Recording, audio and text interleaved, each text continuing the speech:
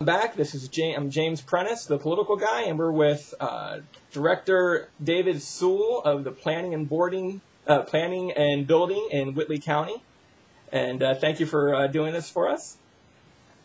You're welcome. And we'll start off basic. What is the Planning and Building Department? What do they do? Who are they? Who makes up the Planning and Building Department? Okay. In Whitley County, we're a joint planning and building department. So we administer building codes and zoning codes and enforcement for both for the county, the city of Columbia City, the town of Churubusco, the town of South Whitley, and then all the unincorporated areas. So we issue building permits. Primarily people come in and get permits for new houses, sheds, garages, commercial buildings, industrial buildings. Is the most interaction that we have with people. And then we also administer the zoning and subdivision control laws within all of those jurisdictions. Okay, and the people who are on that committee, who's made up? Are they people who are elected, or are they people who are appointed, and where do they come from? Okay. There are also planning commissions for each one of the jurisdictions, and they're made up of a combination of elected officials and appointed officials and appointed citizens. Okay. So in particular, say the Whitley County Plan Commission that has been recently in a lot of activity. Let's say they have a county council person, a county commissioner, a county engineer, the county extension agent, and then 5 citizen appointed members. So it's a 9-member board. Okay. All right, and so the next question was going to be, what is the difference between an ordinance versus a law or a bill that might get passed in a county?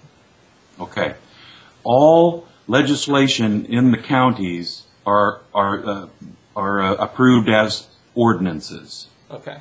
So any law is first adopted as an ordinance by the, in this case it would be county commissioners, would adopt an ordinance.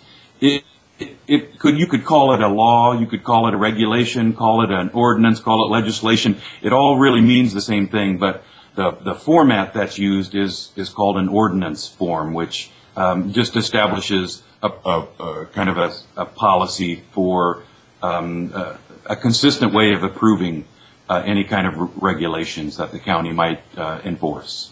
Okay.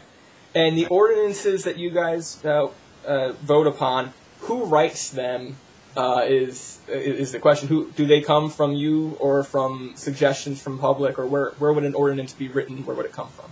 Yeah, it can occur a number of different ways. We have had, say, groups or citizens might say, we need some regulation, and here's a suggestion about it.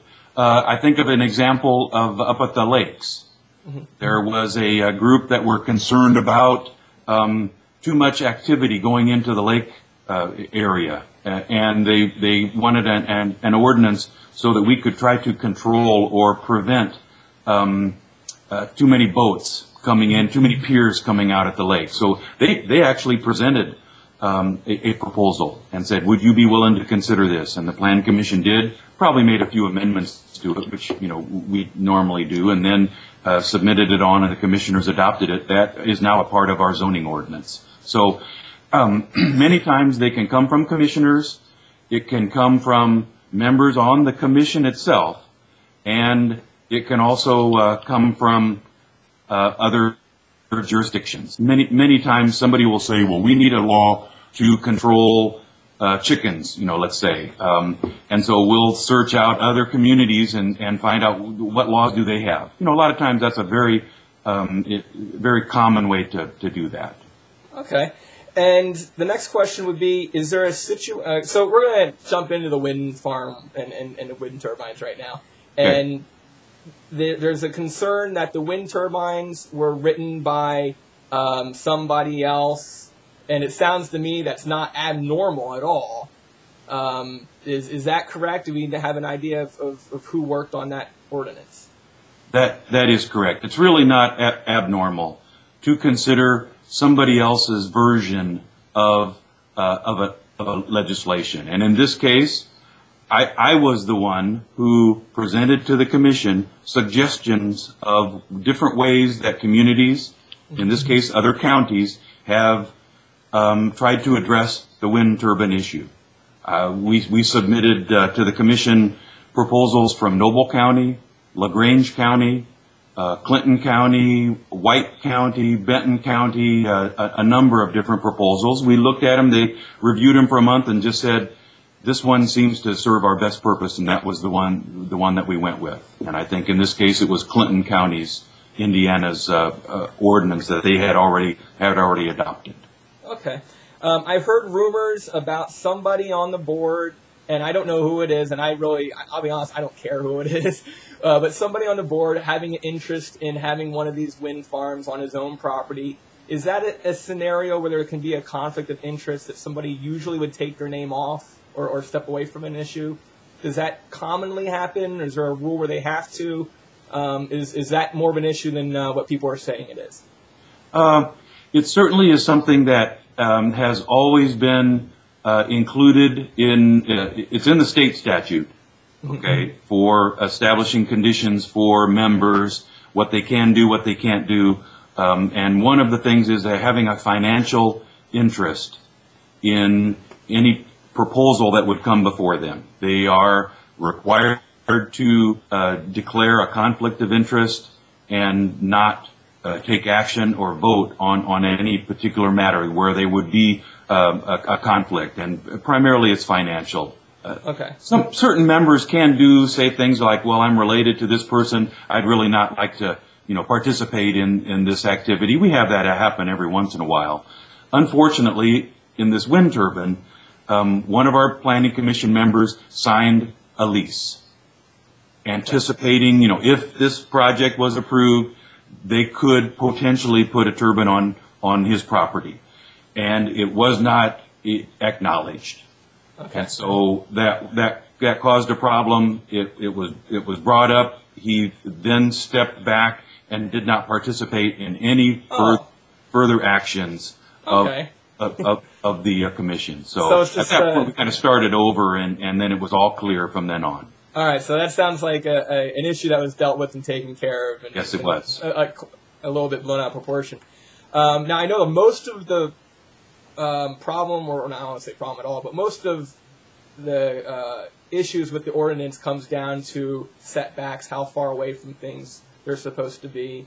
But are there other issues that are making it a hot button conversation that you would like to address that they're making this more of an issue?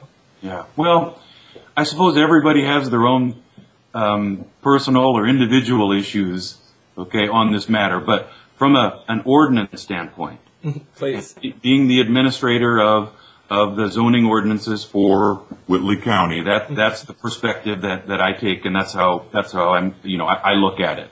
Right. Obviously, setbacks were the number one concern. The people who do not believe that turbines are appropriate, some of them in any circumstances, others said, well, at least if it could be a half mile away or maybe even farther, that would be the setback that they would find acceptable. And many of these were residents of the potential area where a turbine project was possible, was proposed. The ordinance came down to varying between 1,000 feet, 1,200 feet. It ended up being 1,500 feet setback is what the current regulations that are being considered by the county commissioners. That's where it kind of ended up. It moved around. We had different discussions, should it be this? Should it be that? Should it be something else? And that's what the Plan Commission has recommended to the commissioners. 1,500 feet from a turbine to the property line of any property who is not participating in the project. Okay. So my question is going to be, what determines that setback? What's taken into consideration when setting a setback? Yeah. I'm going to say noise is probably the the biggest concern, though there is and also a concern of something called shadow flicker effect. Okay. Okay, but noise, shadow flicker are obviously components of and are determined by how far away that turbine is from, say, a residence, a nearby dwelling. That the closer it is, the louder that the noise can be from that turbine, and then the closer it is, the possibility of being a negative type of an effect with the sun at certain times of the day and evening, with the sun shining through the blades and causing a kind of a shadow effect on the dwelling. Now, I understand the ordinance doesn't. Well, let's talk about shadow flicker for a second. Okay. There's a lot of ideas of what that can be and how bad to a degree that could be, but it's not really the planning and building's position to be concerned with that technical aspect, is it? Well, it is something that has been a part of many of the ordinances that we reviewed. Okay. Okay. And what seemed to be the most consistent provision that other counties have used has been something like a 30-hour maximum per year. Okay. Of this amount of activity of shadow flicker being on a dwelling. Okay. So, but Whitley County's ordinance was amended at our last Plan Commission meeting to 0 shadow flicker. So the county standard as being recommended to the commissioners is that there will not be allowed any shadow flicker whatsoever on any home in Whitley County. Now, I really don't want to dwell on shadow flicker, but I'm not sure of everything. Can you real briefly just explain what shadow flicker is, just concisely? Yeah, it's an effect that the blades have when the sun is shining through it at certain times, that it causes this shadow to appear on the house. It's potentially on the house, and so it can potentially cause problems, maybe headaches, dizzying type of an effect, and there are some possibility of some serious effects of that, but it's a very, very, very minor segment of the population that has could be subject to some kind of a seizure from that. That's more my understanding of it too. Yeah, I think of it as more of a distraction, right? Something that is a medical a problem, right? And